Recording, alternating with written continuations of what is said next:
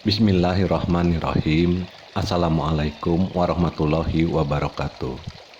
Sahabat muslimin dan muslimat yang dimuliakan Allah, pada kesempatan ini mari kita mengkaji kata yang masih ada di ayat pertama Al-Fatihah.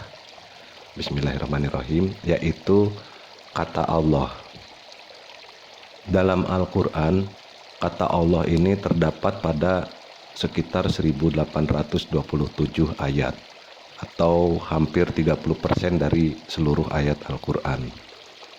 Untuk mengkajinya tentu akan membutuhkan waktu yang lama, sehingga kita bisa mengkajinya dengan melihat frase-frase atau kata-kata yang melekat dan menjelaskan kata Allah ini.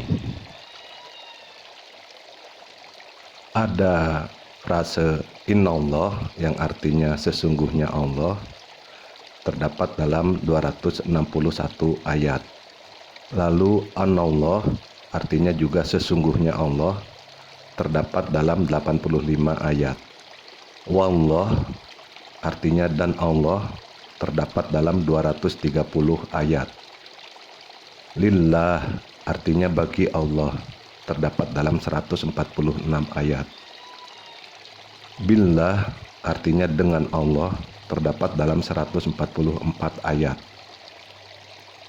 Minallah yang artinya dari Allah terdapat dalam 86 ayat. Allah yang artinya terhadap Allah terdapat dalam 83 ayat. Dunillah artinya selain Allah terdapat dalam 70 ayat. Sabilillah yang artinya jalan Allah terdapat dalam 65 ayat. Indallah yang artinya dari Allah terdapat dalam 47 ayat. Ada juga indillah dalam 15 ayat. Ittaqullah yang artinya bertakwa kepada Allah terdapat dalam 54 ayat. Ada juga ittaqillah 3 ayat dan yattaqullah 1 ayat. Kanallah artinya adalah Allah terdapat dalam 50 ayat. Illallah artinya kepada Allah terdapat dalam 46 ayat. Ayatillah artinya ayat-ayat Allah terdapat dalam 38 ayat. Sya'allah artinya menghendaki Allah terdapat dalam 34 ayat. Anzalallah artinya diturunkan Allah terdapat dalam 27 ayat. Illallah kecuali Allah terdapat dalam 19 ayat. Bismillah artinya izin Allah terdapat dalam 17 ayat. Nikmatullah yang artinya nikmat Allah terdapat dalam 14 ayat. Ada juga nikmatillah 4 ayat.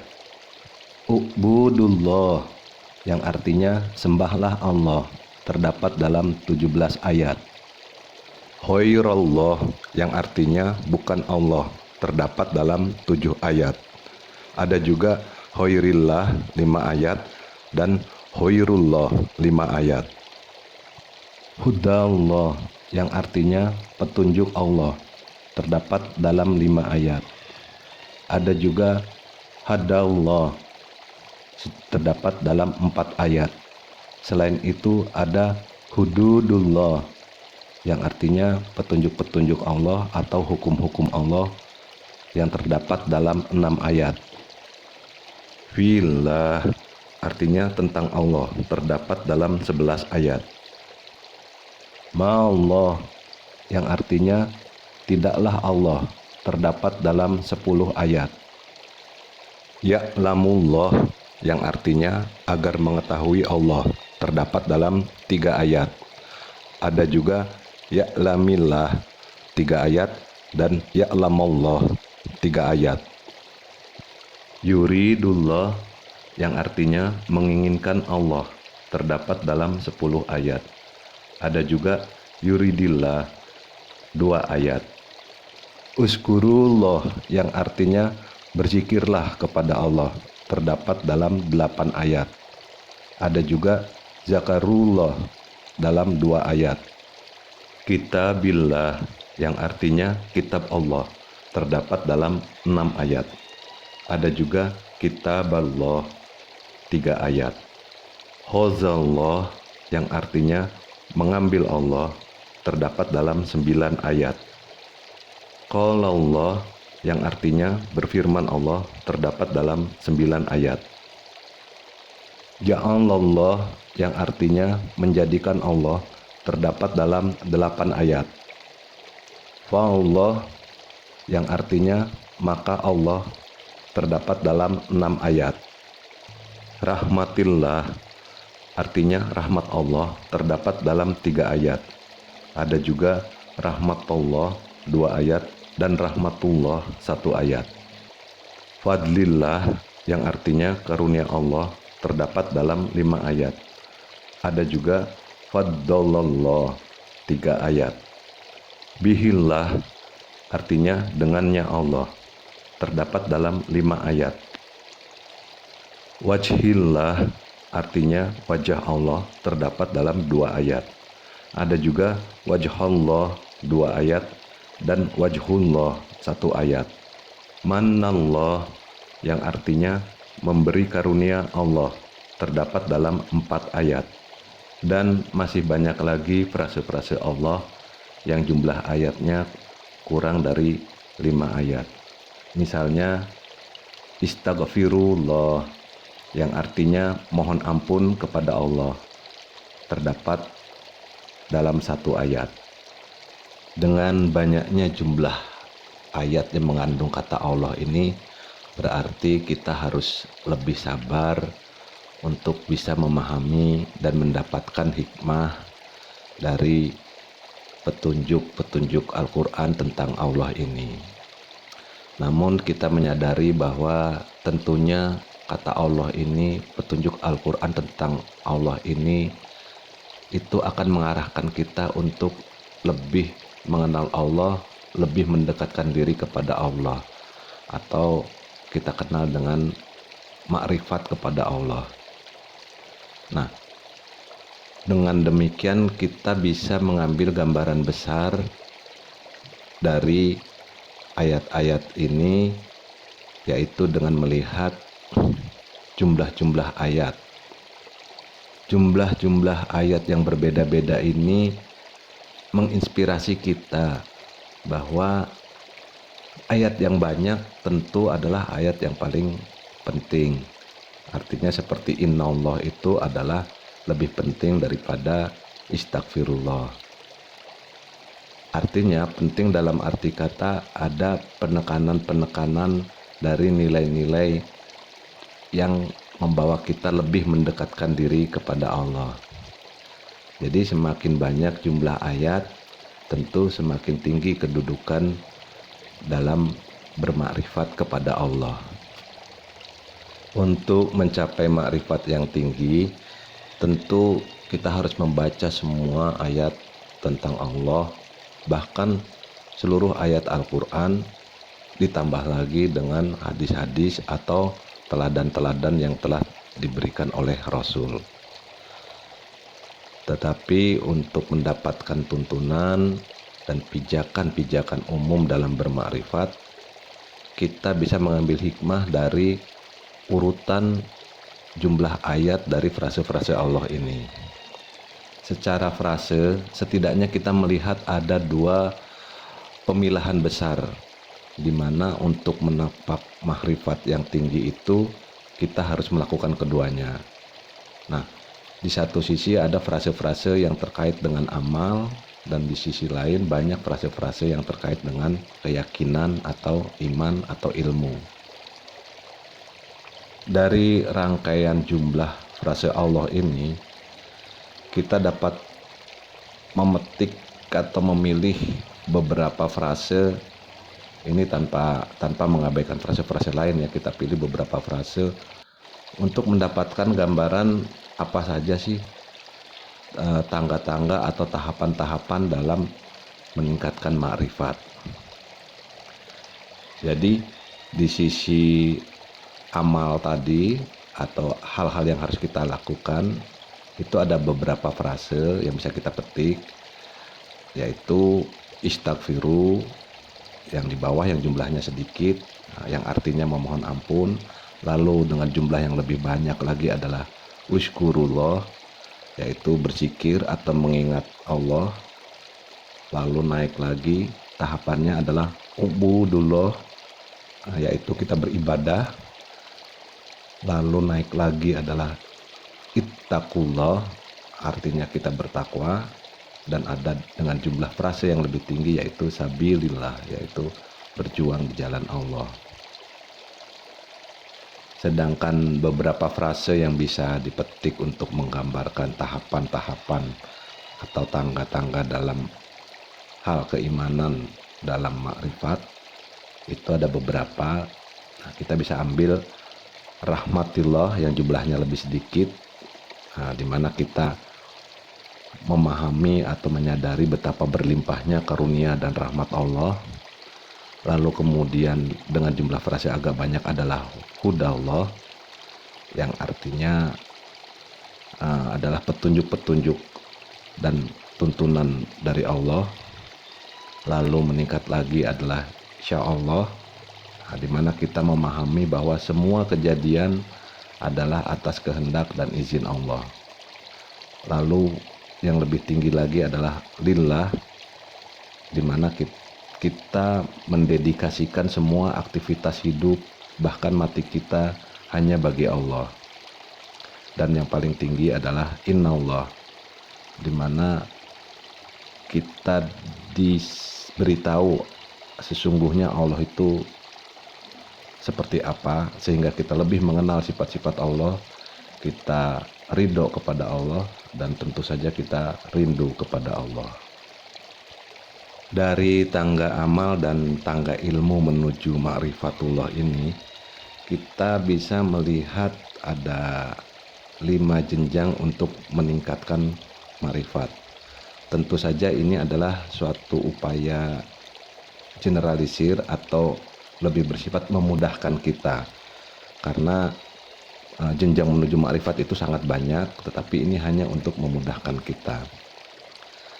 Jenjang yang pertama, tentu kita harus membiasakan diri untuk berada dalam keadaan suci. Ini jadi syarat ya, kalau kita ingin mendekat dan ingin mulai bertamu atau menemui Allah, tentu syarat pertama adalah kita harus dalam keadaan suci. Sehingga dengan kesucian ini kita bisa diterima dan terbuka pintu untuk bisa mendekat kepada Allah. Jenjang berikutnya, kita harus biasakan diri untuk bisa menghadirkan Allah dalam segala hal, segala kejadian, baik yang kita lihat, kita dengar, atau kita alami, sehingga Allah itu menjadi top of mind dari kita setiap waktunya. Jenjang berikutnya, yang ketiga, adalah kita mengamalkan petunjuk-petunjuk dari Allah. Bukan hanya mengamalkan, tetapi membiasakan diri dan gemar dan suka mengamalkan petunjuk-petunjuk Allah. Jadi begitu dapat petunjuk, kita langsung kerjakan. Tentu petunjuk yang memberikan, yang kita yakini memberikan kebaikan pada diri dan lingkungan kita. Nah, contohnya seperti sholat, zakat, puasa, dan lain-lain. Pada jenjang yang keempat ini sedikit lebih berat, karena ada petunjuk-petunjuk amalan yang mungkin terasa berat, karena harus mengorbankan harta atau jiwa melebihi dari yang selama ini kita lakukan. Jadi kita pada jenjang keempat ini harus mampu melaksanakannya dengan tunduk patuh secara totalitas kepada Allah. Jadi walaupun terasa berat, kita harus kerjakan. Di sini kita harus berjuang untuk mengalahkan kenyamanan. Pada jenjang yang terakhir, yang kelima, itu kita sudah sampai pada titik di mana kita tidak sedikit pun merasa kecewa atas apa yang kita peroleh dan apa yang diberi oleh Allah. Jadi kita sudah mampu melihat sudut pandang atau hikmah kebaikan dan kasih sayang Allah kepada kita. Pada titik ini kita sudah mencapai makrifat yang tinggi dengan menjalani kehidupan sehari-hari kita dengan rasa penuh ridho dan rasa puas terhadap semua ketetapan Allah. Tuntunan atau jenjang ma'rifatullah ini bukan berarti bahwa kita harus sempurna dulu di satu jenjang baru menanjak ke jenjang berikutnya. Tetapi kadang-kadang kita harus melakukannya dalam hal-hal yang kecil. Jadi untuk hal-hal yang kecil pun ada jenjang kelima jenjang ini. Misalnya ketika kita disuguhkan makanan oleh istri atau oleh orang lain, entah karena terlambat atau entah kita kurang suka terhadap makanan itu, lalu muncullah rasa kecewa kita terhadap makanan itu. Nah, di sini kita harus melatih untuk tidak mencela makanan itu. Kalau kita ingin berada pada jenjang yang paling tinggi. Daripada kita mencela, lebih baik kita mensyukuri dan ridho atas rezeki Allah yang telah diberikan kepada kita. Jadi kalau kita masih sulit untuk ridho terhadap makanan yang kita kurang sukai, berarti kita harus kembali dulu ke jenjang yang paling bawah, yaitu kita harus istighfar. Kita memohon ampun kepada Allah karena telah tidak menyukai makanan yang adalah makhluk Allah, yang adalah nikmat Allah. Lalu naik ke jenjang berikutnya, kita ingat rahmat Allah yang begitu banyak yang sudah diberikan kepada kita terkait dengan makanan maupun ketulusan istri maupun kesungguhan dari orang yang menyuguhkan makanan. Kita ingat bahwa sebenarnya ini hanya satu kejadian atau beberapa kejadian, tetapi lebih banyak lagi kejadian makanan-makanan yang kita sukai, yang mungkin kita lupa belum bersyukur kepada Allah. Lalu mencoba meningkat ke makrifat jenjang berikutnya, di mana kita bisa melihat betapa banyak orang-orang yang lebih miskin dan lebih sederhana dari kita. Sehingga daripada kita memaki makanan, lebih baik kita memberikan sedekah makanan kepada mereka atau menafkahi mereka dengan memberi makanan yang lebih baik. Setelah itu, kemudian kita masuk kepada jenjang berikutnya, di mana kita harus berjuang untuk bisa mengucapkan terima kasih kepada istri atau orang lain yang menyajikan makanan tadi, dan kita harus berjuang untuk melihat makanan itu dengan rasa puas, bersyukur, dan kita berjuang menikmati makanan itu dengan bismillah, dan setelah selesai mengucapkan alhamdulillah. Insya Allah dengan upaya kita untuk makrifat dan mendekat kepada Allah untuk hal yang kecil seperti makanan tadi, Allah akan mengilhami kepada kita rasa ridho kita, rasa puas kita kepada Allah, dan insya Allah Allah juga akan ridho kepada kita. Demikianlah kajian kita mengenai kata Allah yang ada dalam Al-Quran. Semoga dengan gambaran besar ini memotivasi kita untuk semakin mendekatkan diri kepada Allah Subhanahu wa Ta'ala. Billahi taufiq wal hidayah. Wassalamualaikum warahmatullahi wabarakatuh.